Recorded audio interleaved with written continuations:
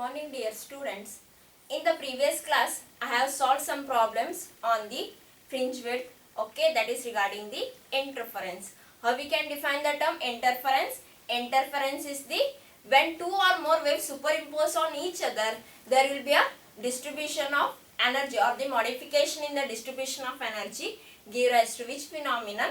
Interference. Okay, in fringe width the band which we obtained from the interference, that is from the Young's double slit experiment, contains alternate bright and dark fringes. Okay, so in order to maintain the intensity or the fixed positions, there are certain conditions for the interference. That is nothing but, let's see some of the conditions of the sustained interference. Condition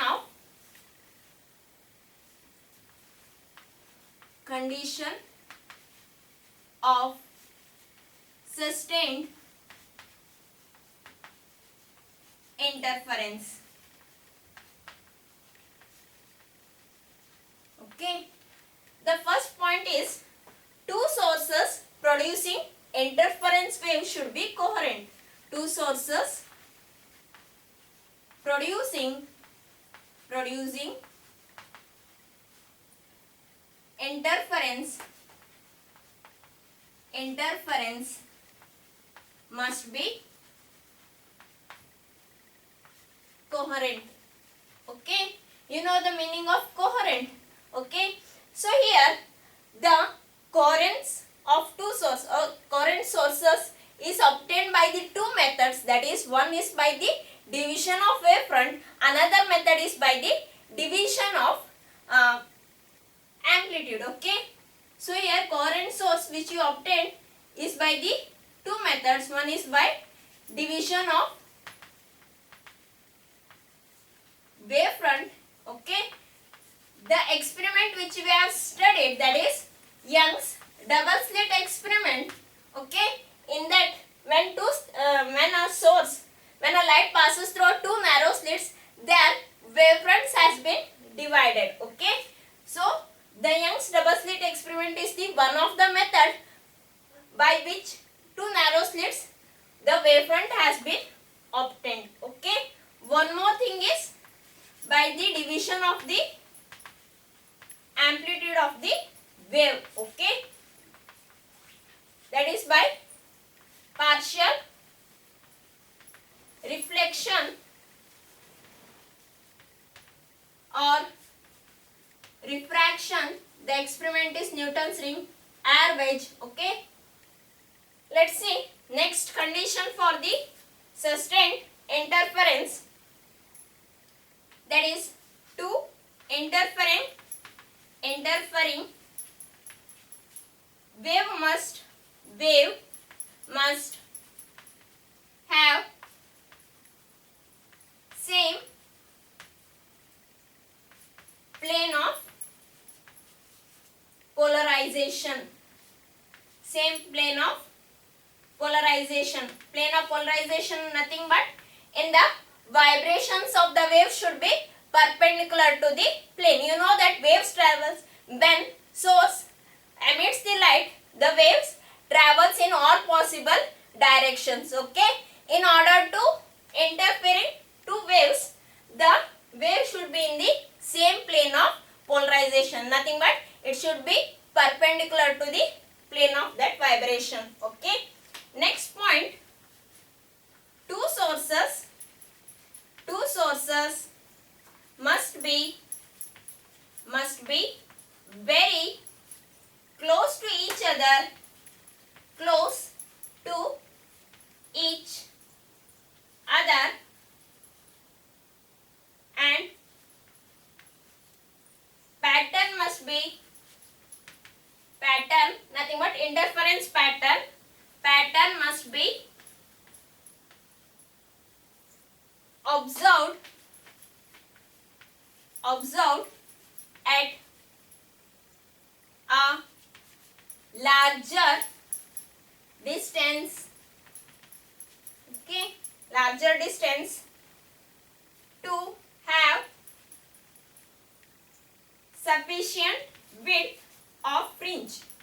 Sufficient width fringe. So what this statement indicates?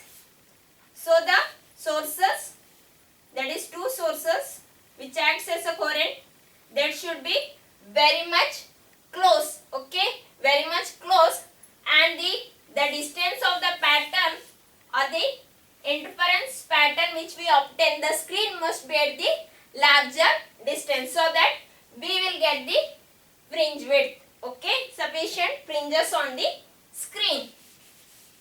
Next point, the sources must be monochromatic,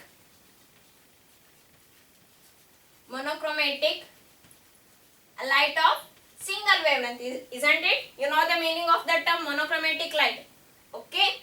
The sources must be monochromatic, otherwise the fringes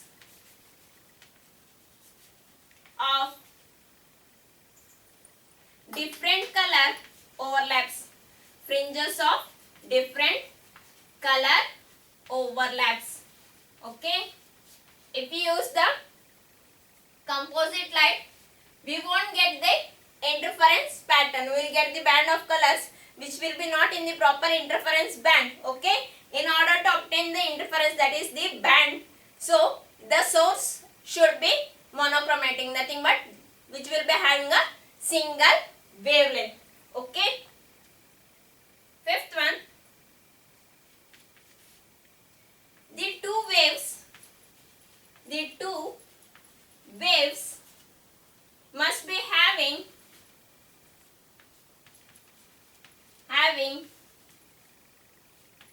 okay, two waves must be having same amplitude,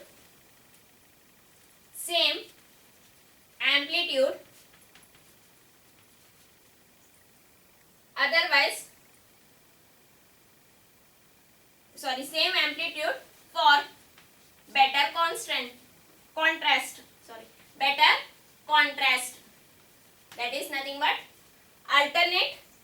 So if there is a screen, okay, you will get the band of fringe band. So initially middle portion will be bright, okay, next of same width black color, once again bright, next once again dark. So this contrast will be seen clearly if the amplitude of the wave is same, okay? You know that if the path difference is 0, the fringe color, that is the brightness of the fringe will be maximum or the intensity will be maximum. Here the center portion where the path difference will be 0, okay? So that name we have central bright fringe. Next dark fringe, next once again first bright fringe, next once again dark fringe, that is second dark fringe. The pattern continues, so we can see the clear picture of the pattern, okay? Contrast between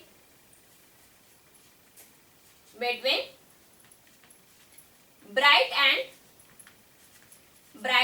and dark fringes, okay? These are some conditions for the sustained interference. So by using these conditions, you may get 1 marks or 2 marks question in your exam or in your competitive exam also, okay? Next, let's see the characteristics of the interference fringes, okay? Characteristics of the interference fringes. So while deriving the expression, we have seen that by using the condition of constructive interference as well as the condition of the destructive interference for the path difference, we obtained the same fringe width expression. What was that expression? Beta is equal to lambda into capital D upon small d. Okay. So the characteristics of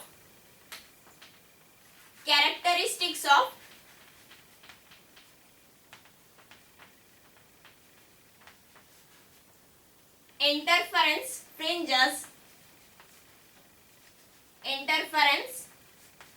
fringes. First point, it has alternate bright and dark fringe. Okay, it has alternate bright and dark fringes. Second point, the width of the bright fringe will be equal to the width of dark fringe. Okay, width of bright fringe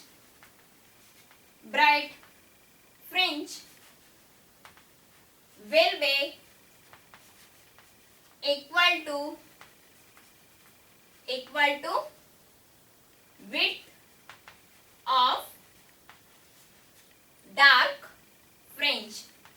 width of dark fringe. Okay. Next point,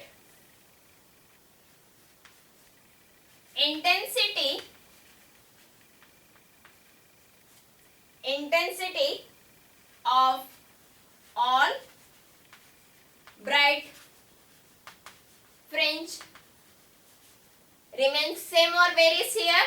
It remains same. Okay, the intensity of all bright fringes remains same. So next point, what about the intensity of dark fringe? Is there any value here? Whether the intensity exists? The intensity of dark fringe is what? 0. Okay, not O, it's 0. The intensity of dark fringe is 0. Okay, here you can draw the intensity curve. Okay, that is intensity distribution curve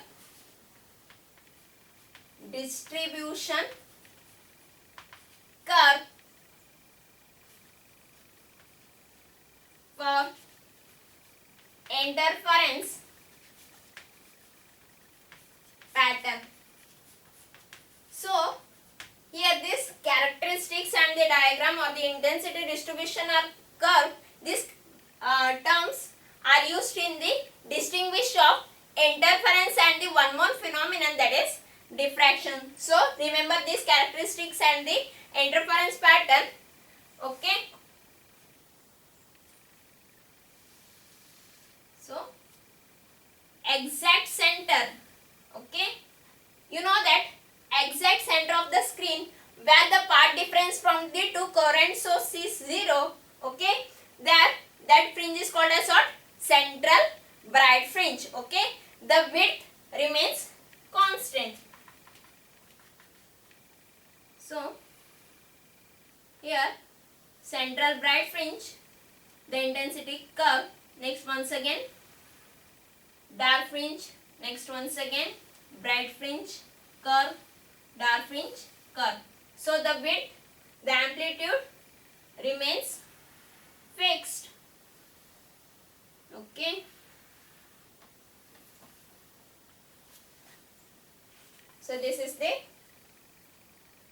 intensity where it will be maximum. Okay, intensity is maximum at this point, and here it's the distance from this center O, distance x.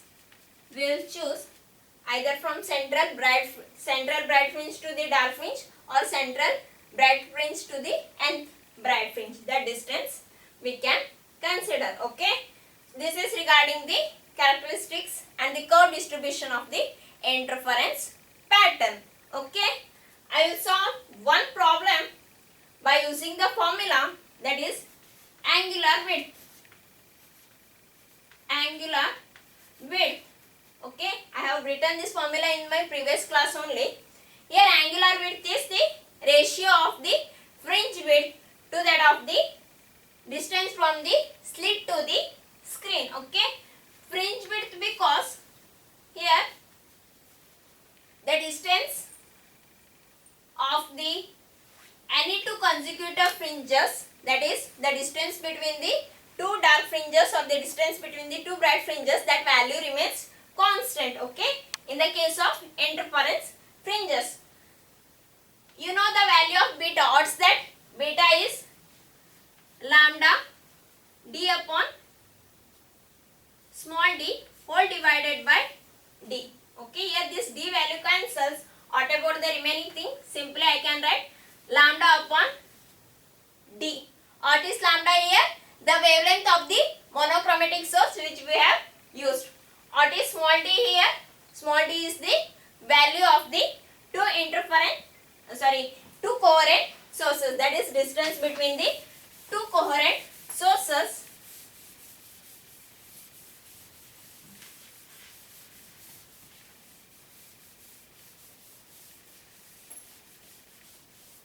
Okay, take down the problem.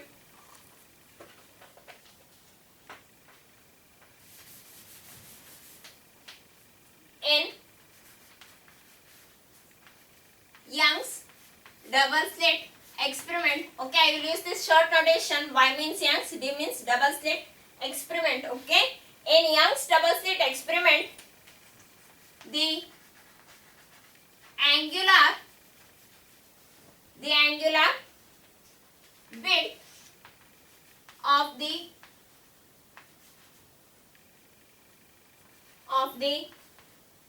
fringe,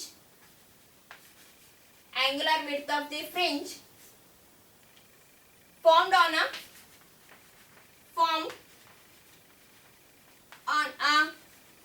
distance screen,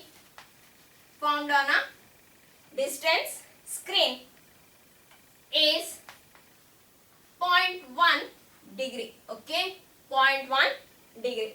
That is angular width value has been given. The wavelength of light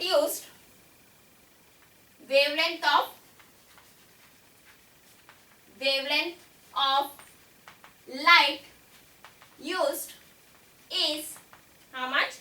Given is 6000 angstrom. Okay, what is the spacing between the slits? What is the spacing between slits? Okay, so we have to use the formula. Which one?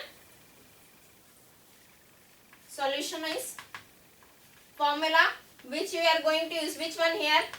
That is theta is equal to beta d by d or lambda d by d. In the given question, theta is given, lambda is given. What you have to find? Small d value we have to find. Theta is equal to lambda upon small d.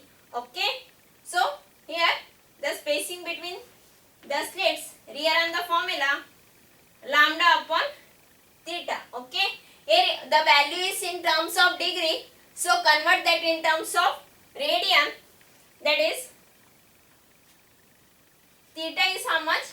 0.1 degree. Okay, in order to convert the degree in terms of radian, what you have to do? 0.1 into pi by 180. The pi is nothing but here 22 by 7. Okay, if I simplify, the value I will get, that is 1.746 into 10 raised to minus 3 radian. So you people just simplify.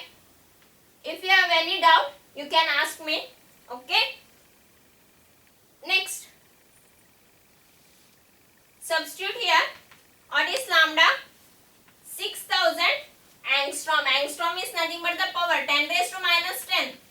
Okay, divided by 1.746 into 10 raised to minus 3. If I simplify, I will express the value of D in terms of millimeter. That is the value of which I will get 0.344 millimeter. Okay, the value, that's the spacing between the slit is how much? D is equal to 0.344 millimeter. Okay, next let's see one of the phenomenon which we explain basics of the light concept, that is diffraction. Okay, so I think you have already observed when in the night time, if you just open the door of your room or anything, so you can see some of the shadows, okay, behind that door also. That is nothing but the diffraction concept. Okay, how we can define the term diffraction? If there is any obstacle or anything else, okay, so we'll get the diffraction phenomenon. Okay, so diffraction phenomenon can be defined as the bending of light around the edges of the obstacles, and the light also enter into the geometrical shadow of the obstacles. Okay, so just I will write the definition. How we can define the term diffraction? It's the phenomenon of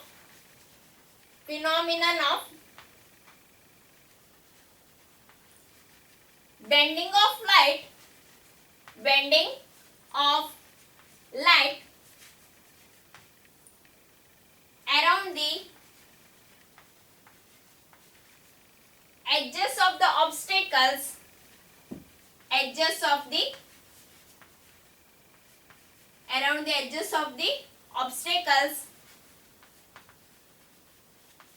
and also entering into the geometrical shadow of the obstacles. Geometrical shadow of the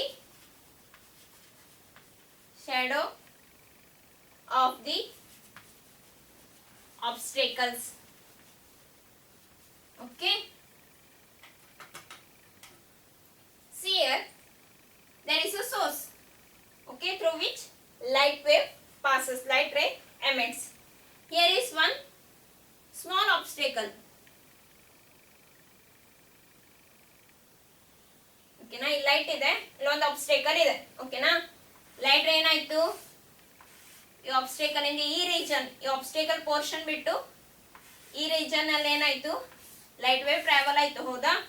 so ಇಲ್ಲಿ nature ಅಥವಾ light ಅನ್ನ capture ಮಾಡಬೇಕು ಅಂದ್ರೆ there is a screen at certain distance. Okay, what we think, at this up to this portion there is no any light, but so light has entered. So here when this light strike here, bending of light takes place. Okay, light bends and the light also enters to the shadow. Exact this portion, shadow will be there. Okay, instead of this portion the light ray bends into the shadow. So here this is the portion of light. Okay, and this portion will be dark where the shadow will be present. Okay,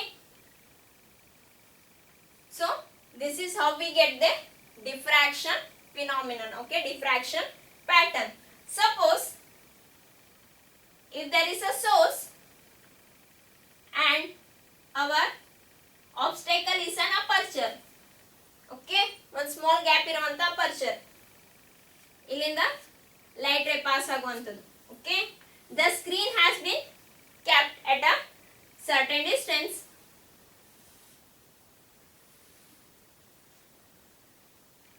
So when light ray passes through this aperture, okay, here what we think, this much portion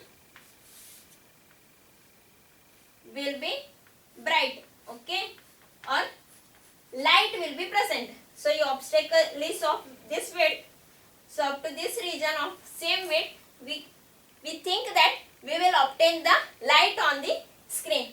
No, but it's not like that way. So here light also entered into the geometrical shadow of the obstacle. So here this much portion will be of intensity, high intensity or the maximum intensity. That is how we get the diffraction pattern or the diffraction phenomenon. Okay, in order to obtain the diffraction phenomenon, okay, here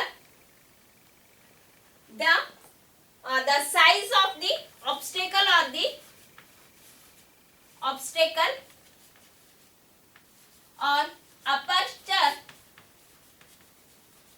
should be order of the wavelength of the light used. Okay, so in order to obtain the diffraction pattern, the obstacle or the aperture which we use, that should be the order of the wavelength. Okay, so here in order to obtain the diffraction pattern, there are two types, Fresnel diffraction and the Fraunhofer diffraction. Okay, in the next class I will say about the Fresnel diffraction and the Fraunhofer diffraction, and also the condition for the diffraction minima and the maxima. Thank you.